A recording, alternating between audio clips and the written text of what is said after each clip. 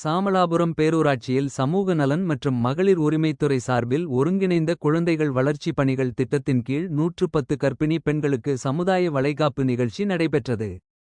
சமூக நலன் மற்றும் மகளிர் உரிமைத்துறை சார்பில் ஒருங்கிணைந்த குழந்தைகள் வளர்ச்சி பணிகள் திட்டத்தின் கீழ் திருப்பூர் மாவட்டம் பல்லடம் வட்டாரம் சாமளாபுரம் பேரூராட்சிக்குட்பட்ட பள்ளபாளையம் பகுதியில் உள்ள மண்டபத்தில் 110 பெண்களுக்கு சமுதாய வளைகாப்பு நிகழ்ச்சி நடைபெற்றது.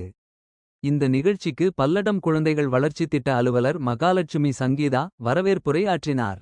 சாமளாபுரம் பேரூராட்சி மன்ற தலைவர் விநாயகா பழனிச்சாமி குத்துவிளக்கு ஏற்றி விழாவை துவக்கி வைத்தார்.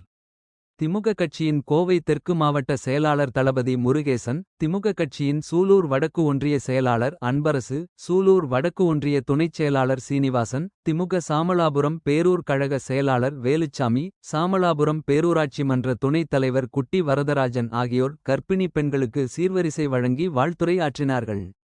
மேலும் இந்த நிகழ்ச்சியில் சாமளாபுரம் பேரூராட்சி செயல் அலுவலர் சிவக்குமார், சாமளாபுரம் பேரூராட்சி மன்ற அனைத்து வார்டு கவுன்சிலர்கள் மற்றும் அங்கன்வாடி பணியாளர்கள், உதவியாளர்கள் உள்பட பலர் கலந்து கொண்டனர்.